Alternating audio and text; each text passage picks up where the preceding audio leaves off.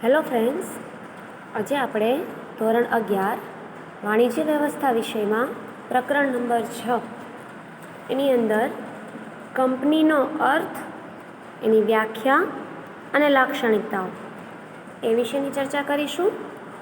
સૌથી પહેલાં તો આપણે એ સમજીએ કે સંયુક્ત હિસ્સાવાળી કંપની, જેને ઇંગ્લિશમાં કહેવાય જોઈન્ટ સ્ટોક કંપની, એટલે શું? કંપનીની શરૂઆત શા માટે થઈ? અત્યાર સુધી આપણે જે સમજ્યા શું હતું તો કે વૈયક્તિક માલિકી અને ભાગીદારી પેઢી. તો કંપનીનો ઉદ્ભવ કેવી રીતે થયો, પહેલાં તો આપણે એ સમજી લઈએ. ઔદ્યોગિક ક્રાંતિ પછી યંત્રો દ્વારા માંગની અપેક્ષાએ મોટા પાયા ઉપર ઉત્પાદન થવા લાગ્યું. મોટા પાયા ઉપર મૂડીની જરૂરિયાત સાથે જોખમનું પ્રમાણ પણ વધ્યું.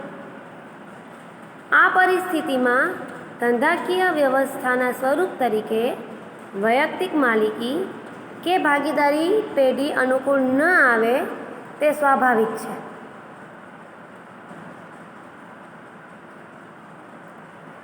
વૈયક્તિક માલિકી અને ભાગીદારી પેઢીની મુખ્ય મર્યાદાઓમાં વૈયક્તિક માલિકી અને ભાગીદારીની મુખ્ય મર્યાદાઓ શું હતી? તો કે અમર્યાદિત જવાબદારી, મૂડીની મર્યાદા, ટૂંકું આયુષ્ય વગેરે. ભાગીદારી પેઢી અને વૈયક્તિક માલિકીમાં વ્યક્તિની જવાબદારી ખૂબ જ વધી જતી હતી, પ્લસ મૂડીની ખૂબ જ મર્યાદા હતી. મૂડી ભંડોળ લાવવું ક્યાંથી? એટલે પૈસા ન હોય તો મોટા પાયે ધંધો પણ ન કરી શકાય. અને આ ઉપરાંત એનું ટૂંકું આયુષ્ય, આ બધા એના ગેરફાયદા હતા, એની મર્યાદા હતી. મોટા પાયા ઉપર ધંધાકીય પ્રવૃત્તિ કરવા માટે વિશાળ પ્રમાણમાં મૂડીની જરૂરિયાત સાથે મૂડીની સલામતી, જવાબદારી અને જોખમની વહેંચણી, કાર્યદક્ષ સંચાલન વગેરે અનેક પ્રશ્નોના ઉકેલ રૂપે નવી ધંધાકીય વ્યવસ્થાનો ઉદ્ભવ થયો, જેને સંયુક્ત હિસ્સાવાળી કંપની એટલે કે જોઈન્ટ સ્ટોક કંપની કહેવામાં આવે છે, જેને આપણે ટૂંકમાં કંપની તરીકે ઓળખીએ છીએ. કંપની સ્વરૂપના વિકાસથી વેપાર ઉદ્યોગને ઝડપી વેગ મળ્યો. આથી કંપનીને આર્થિક વિકાસના એન્જિન તરીકે ઓળખવામાં આવે છે. ખાસ ખૂબ જ મહત્ત્વનો પ્રશ્ન.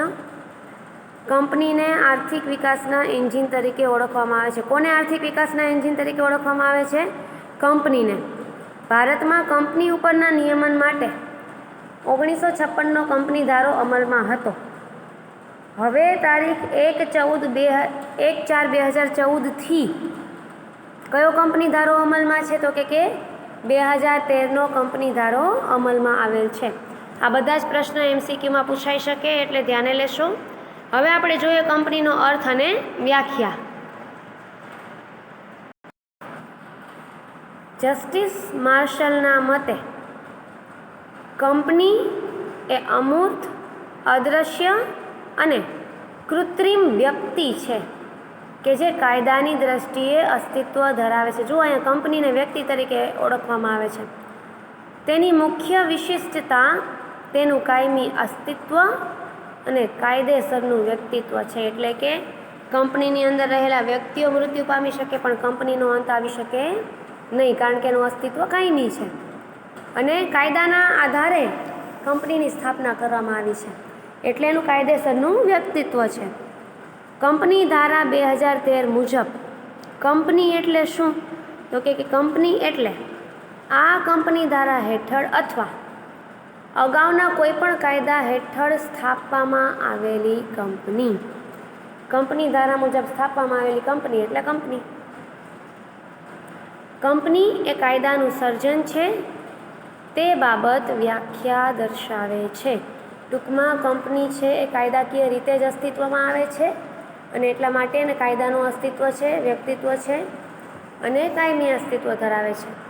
હવે આપણે જોઈએ કંપનીની લાક્ષણિકતા. તમારા સ્વાધ્યાયના પ્રશ્ન 5ના બીજામાં અને પ્રશ્ન 3ના 5મામાં તમને કંપનીની લાક્ષણિકતાઓ એ પ્રશ્ન પૂછાયેલો છે.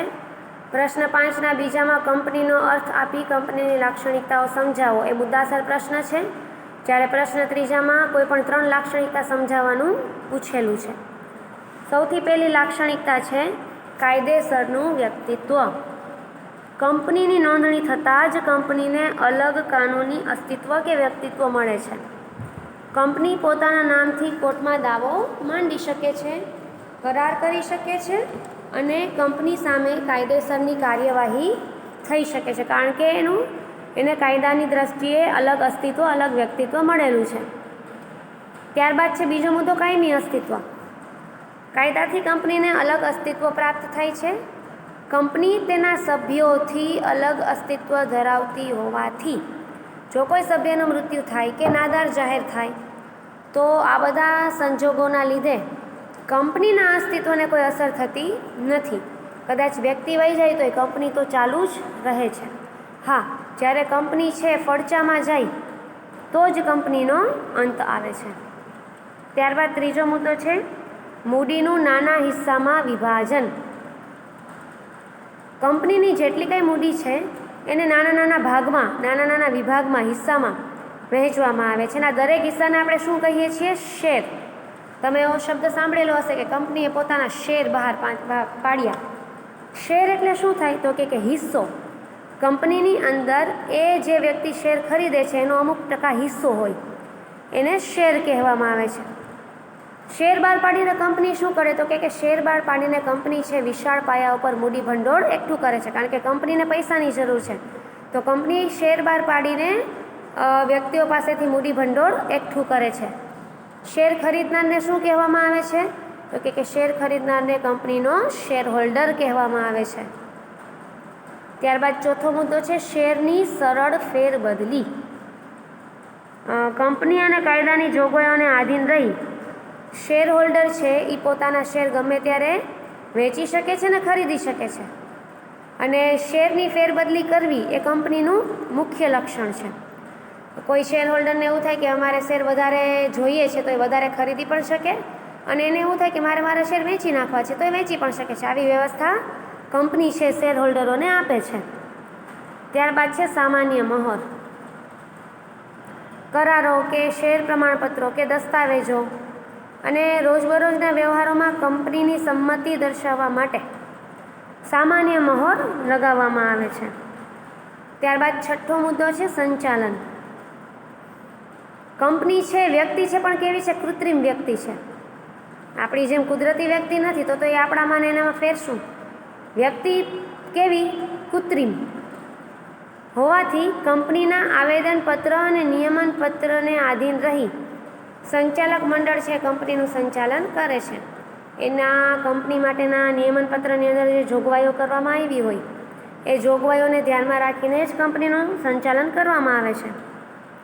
શેર હોલ્ડર છે એ પોતાનામાંથી એક પ્રતિનિધિને ચૂંટે છે જે સમગ્ર સંચાલન કરે છે, અને એને કહેવામાં આવે છે સંચાલક, જેને ઇંગ્લિશમાં ડિરેક્ટર કહેવામાં આવે.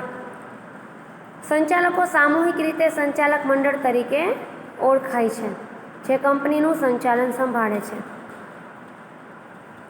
આમ કંપનીની અંદર માલિકી અને સંચાલન બંને અલગ છે. ત્યારબાદ સાતમો મુદ્દો છે સભ્યોનો દરજ્જો.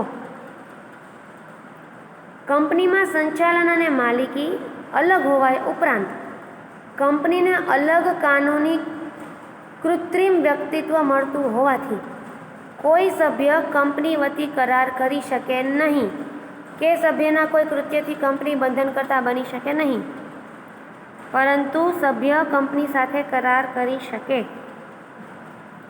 ત્યારબાદ આઠમો મુદ્દો છે સભ્યોની સંખ્યા.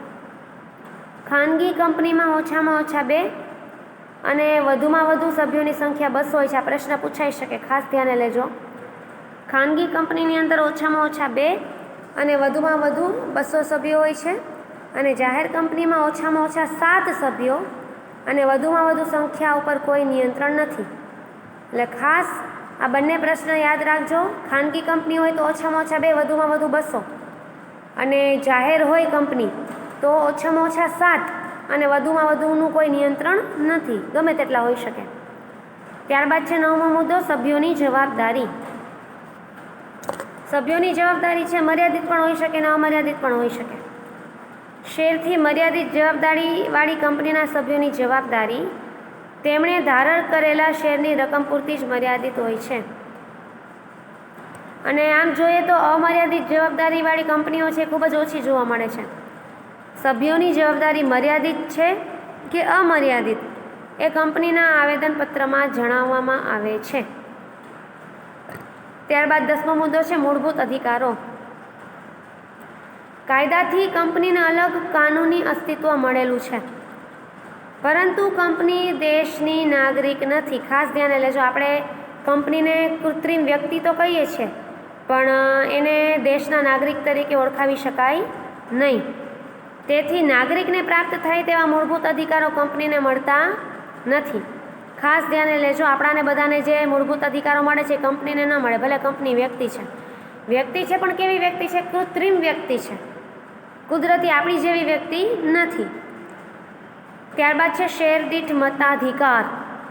કંપનીના સભ્યો તેમની પાસે જેટલી સંખ્યામાં શેર ધરાવતા હોય તેટલા મત આપી શકે છે.